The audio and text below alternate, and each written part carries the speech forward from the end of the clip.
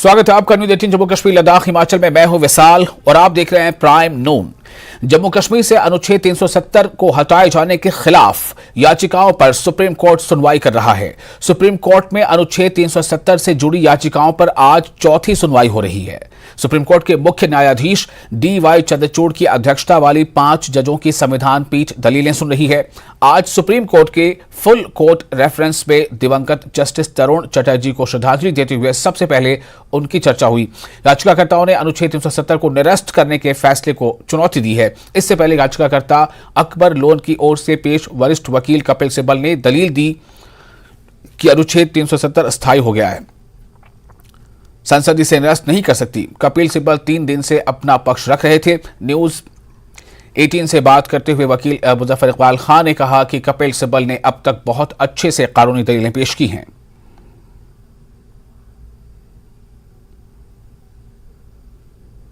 हमारे साथ मौजूद हैं मुजफ्फर इकबाल खान, सीनियर एडवोकेट हैं। जो कानूनी दलीलें हैं वो तो लाइट्स ने कपिल सिब्बल साहब ने बहुत ब्यूटीफुली रखी हैं। जो चीज़ें मतलब कुछ चीज़ें जो ऐड करना चाहेंगे वो ऐड कर सकते हैं। और रिपीट तो जिस तरह बेंच ने कहा कि भाई रेपिटेशन नहीं होनी चाहिए, तो रेपिटेशन इसमें नहीं होगी। बहरहाल कुछ चीज़ें जो हैं वो हम एडवोकेट्स ने ही बैठ के तय किया था कि भाई जो चीज़ एक आर्गू करेगा वो दूसरा नहीं करेगा। जम्मू कश्मीर की जो असेंबली थी उसके इख्तियारात, इनको लेकर के एक कुछ बुनियादी बातें रखी गई। ये एक तारीखी मौका है सुप्रीम कोर्ट के लिए भी कि इसको वंस फॉर ऑल सेटल किया जाए।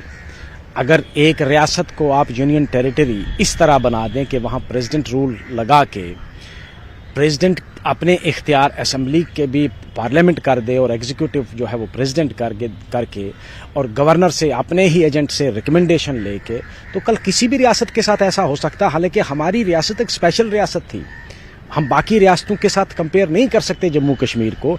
उसके बावजूद भी अगर वो कर सकते हैं तो कल वो यूपी के साथ भी हो सकता है, कल वो महाराष्ट्र के साथ भी हो सकता है। तो कहीं न कहीं इस पर फुल स्टॉप तो लगना है कि भाई तुम्हारा इख्तियार क्या है। आईनी जमहूरियत में जब जमहूरियत आइन से गाइड होती है तो आइन गाइडिंग फैक्टर है। अब वो सुप्रीम कोर्ट ने उसकी खदोखाल जो है वो वाजिया करने हैं। एक बड़ी जो अहम दलील दी जा रही थी कि एग्जीक्यूटिव के जरिए आप संविधान को, दस्तूर को नहीं बदल सकते, कोई ऐसा ऑर्डर पास करके नहीं बदल सकते, उसके लिए दस्तूर साज असेंबली की जरूरत पड़ती है। इसको थोड़ा बता सकें। देखिए, इसमें कोई शक नहीं कि दस्तूर साज असेंबली जो है उसकी पावर्स बहुत वाइड होती हैं। आइन साज असेंबली जो है, जिसको दस्तूर साज या आइन साज असेंबली कहते हैं, उस पर कोई लिमिट नहीं होती है। पार्लियामेंट की और लेजिस्लेटिव असेंबली की अपनी लिमिटेशन से, उन लिमिटेशन से वो बाहर नहीं जा सकते। महबूबा मुफ्ती की तरफ से कई तरह के बयान आए कि हलफनामे में ये नहीं बताया गया, ये नहीं बताया गया, नौजवानों की बात नहीं की गई, बेरोजगारी की बात नहीं की। तमाम जो सवाल हैं, क्या इस तरह की दलीलें उसके काउंटर में आने वाली है? देखें, इस वक्त सुप्रीम कोर्ट जो है वो एम्प्लॉयमेंट का मामला नहीं सुन रही है, गिरफ्तारी का PSA का मामला नहीं सुन रही है। ये एक आईनी मामला है, उनके लिए अपनी प्रोसीडिंग चल रही है। अगर कोई गिरफ्तार है, उसकी बेल एप्लीकेशन है, उसकी प्रिवेंटिव डिटेंशन की पिटीशन चल रही होगी, तो वो यहाँ तो उसको कंसीडर नहीं किया जाएगा। खुर्रम शहजाद, न्यूज़ 18 दिल्ली। सुनील डिम्पल हैं जो मिशन इंस्टीट्यूट के चेयरमैन हैं। क्या उम्मीद खींचकर लाती है सुप्रीम कोर्ट? जम्मू कश्मीर की आवाम को इंसाफ के लिए मैं यहाँ पे खड़ा हूँ और अफसोस की बात तो यह है कि आज हम यहाँ पे जंग लड़ रहे हैं जम्मू कश्मीर की आइडेंटिटी, कल्चर, डेमोग्राफी, इतिहास को बचाने के लिए, डोगरा रियासत को बचाने के लिए भाई। लेकिन वहां पे लेफ्टिनेंट गवर्नर मनोज सिन्हा साहब का यह बयान आता है पत्रकार मित्रों कि जम्मू कश्मीर के अवाम लोग 370 को भूल गए हैं, दे हैव फॉरगॉटन आर्टिकल 370, और ये गलत कहा जा रहा है कि डेमोग्राफी बदली जा रही है। अरे हम इसको आपको प्रमाण के साथ बताएंगे कि डेमोग्राफी भी आपने बदल दी, रियासत भी तोड़ दिया, हमारा स्पेशल स्टेटस 370-35 से सब छीन लिया, और आप कैसे कह रहे हैं कि लोग भूल चुके हैं? खुरन, अगर देखें तो भारतीय जनता पार्टी हो या फिर उनके जरिए से जहां भी सरकारें रूल कर रही हैं, उनका तो हमेशा से ही ये मौकफ रहा है कि 370 को हटाया जाना उनके एजेंडे में शामिल था, और उसको हटाया तो बहुत कुछ अच्छी तब्दीलियां हुई हैं। तो ये तो सभी का मौकफ रहा है इनका। देखिए, पहले आपके इस सवाल का मैं जवाब दे दूं कि देखिए, एलजी साहब ने बिल्कुल सरासर झूठ बोला है। आज पूरी जम्मू कश्मीर की अवाम, हिंदू, मुस्लिम, सिख, ईसाई, गुज्जर, बकरवाल, चिनाब वैली, पीर पंजाल, पहाड़ी लोग अपनी विरासत के, बुजुर्गों की विरासत को बचाने के लिए नजरें गड़ाए बैठे हुए हैं और भारतीय जनता पार्टी की आंखें आज भी नहीं खुली हैं। आज क्विट इंडिया मूवमेंट शुरू हुई थी और इसलिए हम ये कहते हैं कि भारतीय जनता पार्टी भी क्विट जम्मू कश्मीर करे, क्योंकि आपके आने के बाद हमारी उल्लंघन हुआ है, वायलेशन ऑफ ह्यूमन राइट्स, मानवीय अधिकारों का उल्लंघन हुआ है और गेटवे ऑफ खुल गया है इसका दरवाजा, क्योंकि हमारी जमीनें चली गई, हमारे बच्चों की नौकरियां चली गई।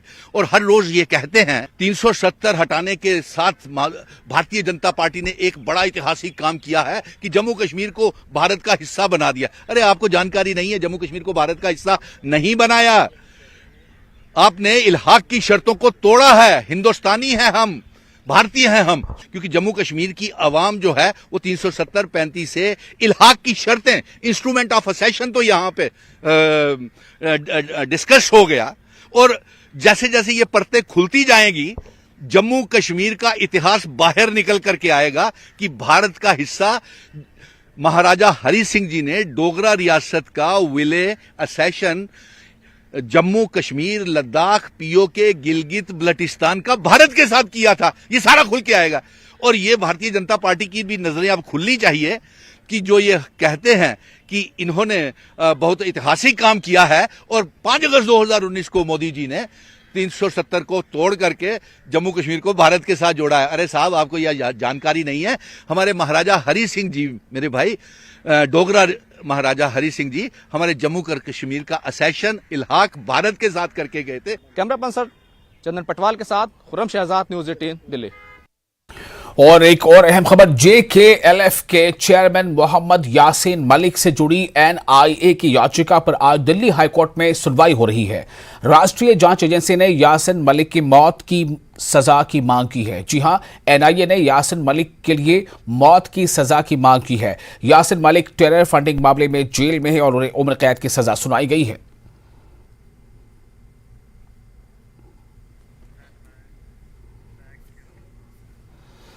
रामबन जिले के T2 मुरुग में भूस्खलन के कारण जम्मू श्रीनगर राष्ट्रीय राजमार्ग पर यातायात प्रभावित हुआ है। ट्रैफिक पुलिस के मुताबिक भूस्खलन की घटना सुबह करीब 5:45 पर हुई। T2 मुरुग तक राजमार्ग की बहाली का काम जारी है। लोगों से अपील की गई है कि जब तक हाईवे पूरी तरह से बहाल न हो जाए तब तक वो हाईवे पर सफर न करें। मलबा हटाने का काम तेजी से चल रहा है। इस बीच आज जम्मू से कोई भी श्री अमरनाथ जी यात्री कश्मीर के रवाना नहीं हो पाए। आधिकारिक सूत्रों ने बताया कि अमरनाथ यात्रा अब वैकल्पिक दिनों में भगवती नगर जम्मू आधार शिविर से आगे बढ़ेगी।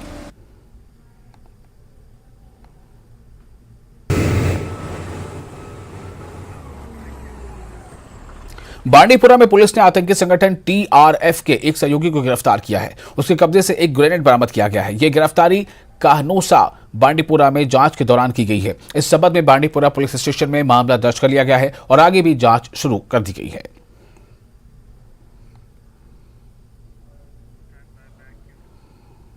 और खबर पाकिस्तान से, पाकिस्तान चुनाव आयोग ने इमरान खान के प्रधानमंत्री बनने के सपने पर पानी फेर दिया है। इमरान खान 5 सालों तक इलेक्शन नहीं लड़ सकेंगे। इस सिलसिले में अधिसूचना भी जारी कर दी गई है। अधिसूचना में चुनावी निगरानी संस्था ने कहा है कि PTI प्रमुख को चुनाव अधिनियम 2017 की धारा 167 के तहत भ्रष्ट आचरण का दोषी पाए जाने और 3 साल की सजा के बाद अयोग्य घोषित कर दिया गया है। पूर्व प्रधानमंत्री पर आरोप है कि उन्होंने अपने कार्यकाल के दौरान मिले उपहारों को गलत तरीके से खरीदा और बेचा। इस्लामाबाद की एक अदालत ने उन्हें 3 साल की जेल और 1 लाख रुपए के जुर्माने की सजा सुनाई है। सजा सुनाए जाने के तुरंत बाद इमरान को जेल भेज दिया गया।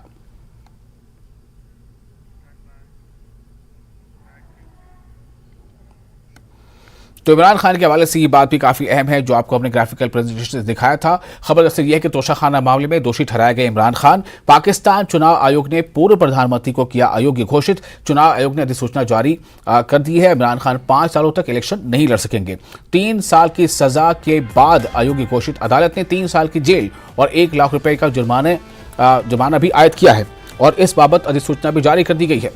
जो उनके चुनाव नहीं लड़ पाने को लेकर के पूर्व प्रधानमंत्री ने अपने कार्यकाल के दौरान मिले उपहारों को गलत तरीके से खरीदा बेचा, इस मामले पर उन्हें जो है उन पर ये इल्ज़ाम आया था, जिस पर उन्हें सज़ा हुई है और सज़ा सुनाए जाने के तुरंत बाद इमरान खान को जेल भेज दिया गया।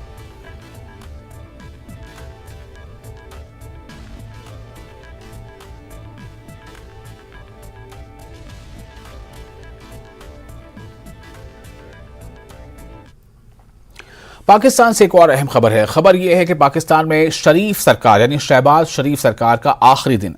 नेशनल असेंबली आज भंग होगी। नेशनल असेंबली भंग करने की सिफारिश कर सकते हैं शहबाज शरीफ। संसद को संबोधित भी करेंगे पीएम शहबाज शरीफ।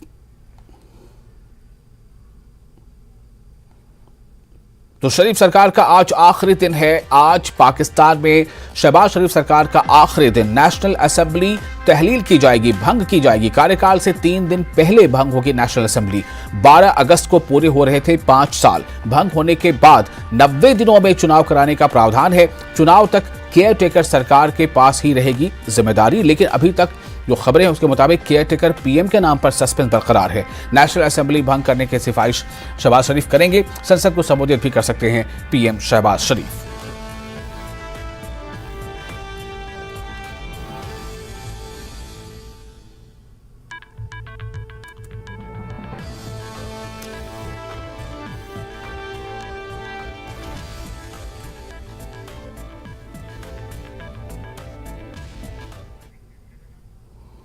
और अब अगली खबर हिमाचल प्रदेश से। सीएम सुखविंदर सिंह सुक्खू के ऊपरी शिमला का दौरा का आज दूसरा दिन है और उनका रोहड़ू के लैला गांव में आपदा प्रभावितों से मुलाकात और राहत पुनर्वास कार्यों का जायजा लेने का कार्यक्रम है। इसके बाद वो रामपुर के ननखाड़ी क्षेत्र जाने वाले हैं। सीएम का शाम को शिमला लौटने का भी कार्यक्रम है। इससे पहले दौरे के पहले दिन सीएम सुखविंदर सिंह सुक्खू ने चौपाल, कोटखाई और रोहड़ू का दौरा किया और बारिश से हुए नुकसान का विस्तार से जायजा लिया। इस मौके पर उन्होंने कहा कि सरकार प्रभावित परिवारों की हर संभव मदद करेगी। सीएम ने यहां प्रशासन को प्रभावित लोगों को जल्द सहायता देने के निर्देश भी दिए और सड़क बहाली के काम तेज करने के अधिकारियों को निर्देश दिए।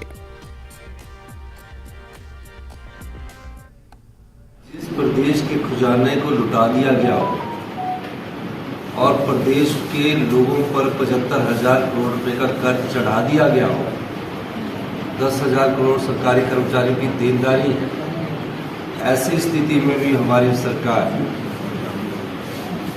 किसी पैसे की कमी नहीं आने दे रही है।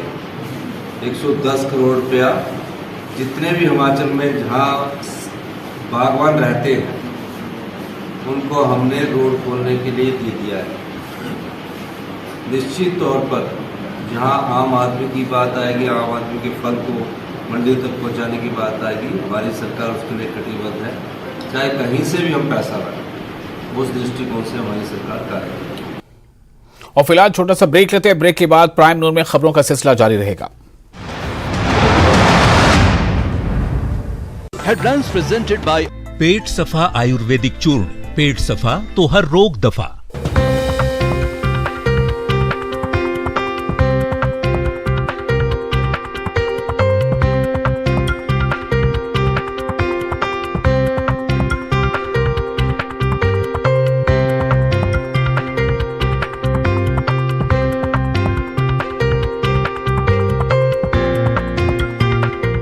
हेडलाइंस प्रेजेंटेड बाय पेट सफा आयुर्वेदिक चूर्ण।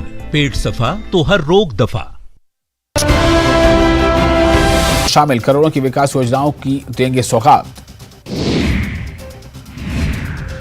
छत्तीसगढ़ दौरे पर प्रदेश कांग्रेस प्रभारी सुमारी शैलजा आज आदिवासी गौरव दिवस कार्यक्रम में होंगे शामिल। कांग्रेस मुख्यालय में कार्यक्रम का आयोजन। ग्वालियर में मंत्री प्रद्युमन सिंह तोमर ने लगाई अफसरों की क्लास। देर रात कलेक्टर से लेकर निगम कमिश्नर को बुलाया। चल भराव और सड़क में गड्ढों को लेकर दिया अल्टीमेटम। इंदौर में बदमाशों के हौसले बुलंद। जिला जेल की सुरक्षा में लगाई सेंध। जेल में बंद बदमाश से मुलाकात के दौरान बनाया वीडियो। सोशल मीडिया के जरिए व्यापारियों को दी धमकी।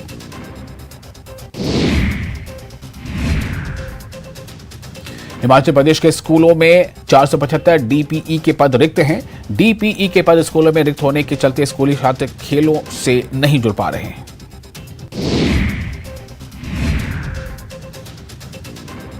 कांग्रेस विधायक अजय सोलंकी ने जिला मुख्यालय नाहन स्थित कैंट स्कूल में खंड स्तरीय अंडर 14 टूर्नामेंट का शुभारंभ किया।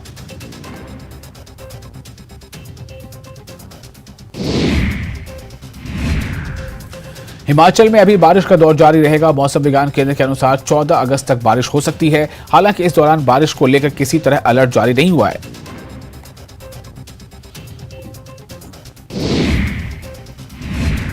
बिहार में बारिश के बाद गंगा और गंडक नदी में उफान है। बगहा में हाई अलर्ट। गोपालगंज में बढ़ाई गई तटबंधों की निगरानी। अररिया और पूर्णिया में बारिश को लेकर मौसम विभाग ने जारी किया रेड अलर्ट। पटना में हल्की और 9 जिलों में भारी बारिश की चेतावनी।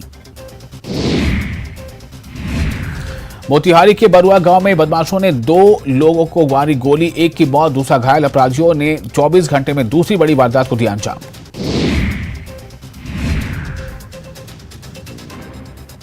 गोपालगंज में गाड़ी के तहखाने से भारी मात्रा में गांजा बरामद। सीट के नीचे और गद्दी के अंदर गांजा देख दंग रह गए पुलिस वाले।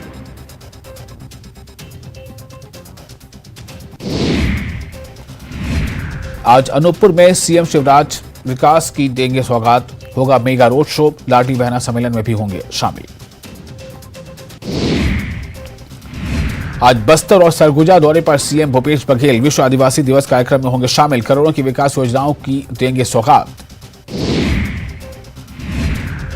छत्तीसगढ़ दौरे पर प्रदेश कांग्रेस प्रभारी सुमारी शैलजा आज आदिवासी गौरव दिवस कार्यक्रम में होंगे शामिल। कांग्रेस मुख्यालय में कार्यक्रम का आयोजन। ग्वालियर में मंत्री प्रद्युम्न लगाए अफसरों की क्लास। देर रात कलेक्टर से लेकर निगम कमिश्नर को बुलाया। चल भराव और सड़क में गड्ढों को लेकर दिया अल्टीमेटम। इंदौर में बदमाशों के हौसले बुलंद। जिला जेल की सुरक्षा में लगाई सेंध। जेल में बंद बदमाश से मुलाकात के दौरान बनाया वीडियो। सोशल मीडिया के जरिए पेट सफा तो हर रोग दफा।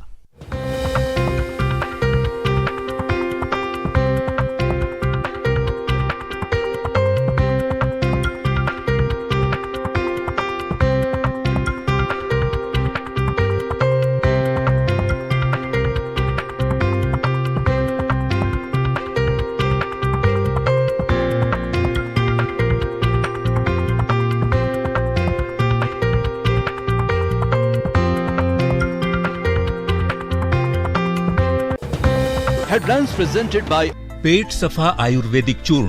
पेट सफा तो हर रोग दफा।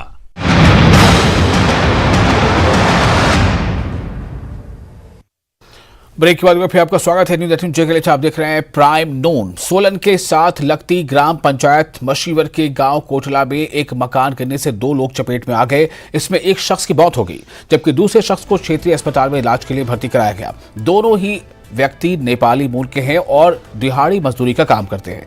मृतक का नाम अर्जुन बहादुर बताया गया है। बताया जा रहा है कि मकान कच्चा था और वो सुबह 4 बजे अचानक से ढह गया।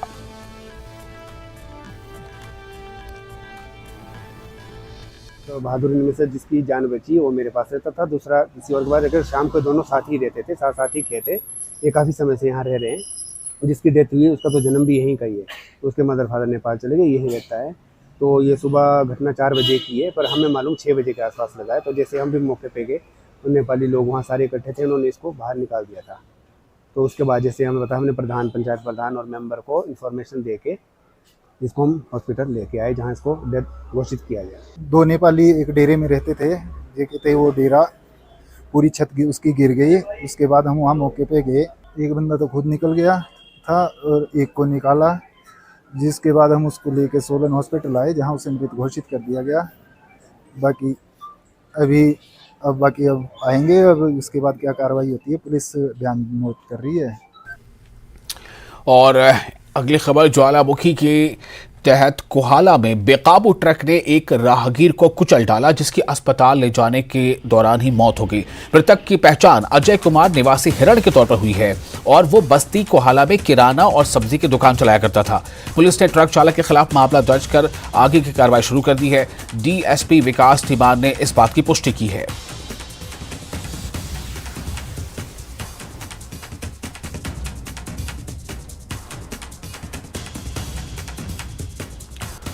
और शिमला से इस वक्त बड़ी खबर है। यहां ठियोग के पास, जी हां, शिमला के ठियोग के पास एक सेब लदा ट्रक पलट गया। इस हादसे में ट्रॉले के नीचे एक गाड़ी दब गई, जिसमें 2 लोगों की मौके पर ही मौत हो गई। डीएसपी अजय भारद्वाज ने बताया कि ट्रक में चालक समेत 3 लोग सवार थे, जिनमें से 2 लोगों की मृत्यु हो गई है, जबकि ट्रक चालक घायल हुआ है। वहीं पिकअप चालक भी बुरी तरह से घायल हुआ है। दोनों को आईजीएमसी में इलाज के लिए दाखिल कराया गया है। केंद्रीय मंत्री अनुराग ठाकुर ने पीएम मोदी के आज से शुरू करने वाले हैशटैग क्विट इंडिया अभियान को लेकर ट्वीट किया है। उन्होंने लोगों से निर्माण क्विट इंडिया अभियान के तहत सामाजिक बुराइयों को दूर करने, सशक्त और समृद्ध भारत के निर्माण का प्रण लेने की अपील की है। 1942 में महात्मा गांधी जी ने भारत छोड़ो के आह्वान से राष्ट्र को प्रेरित किया और उस समय भारत छोड़ो अंग्रेजों के खिलाफ था। आज देश हर बुराई को कह रहा है क्विट इंडिया, इंडिया छोड़ो। Corruption quit India, nepotism quit India, appeasement quit India, भ्रष्टाचार इंडिया छोड़ो, परिवारवाद इंडिया छोड़ो, तुष्टीकरण इंडिया छोड़ो। तो आइए मिलकर संकल्प लें इन बुराइयों को क्विट इंडिया। और पंडोह में 100 साल पुराना पुल टूटने के बाद अब उस स्थान पर लोक निर्माण विभाग अस्थायी झूला पुल बना रहा है, जिसे लेकर पंडोह और इलाका बदार के लोगों ने आशंका जताई है और कहा है कि वो कहीं झूला पुल बन जाने के बाद हमेशा के लिए इसी पर झूलते न रह जाएं। उन्होंने पंडोह में जल्द से जल्द स्थायी पुल बनाने की मांग उठाई है। लोगों का कहना है कि बदार क्षेत्र की 1 दर्जन पंचायतों के लोगों को पंडोह आना जाना लगा रहता था। सरकार झूला पुल का निर्माण कर रही है, उसका विरोध नहीं करती, बल्कि टूटे हुए पुल के स्थान पर स्थायी पुल बनाने की भी मांग कर रहे हैं।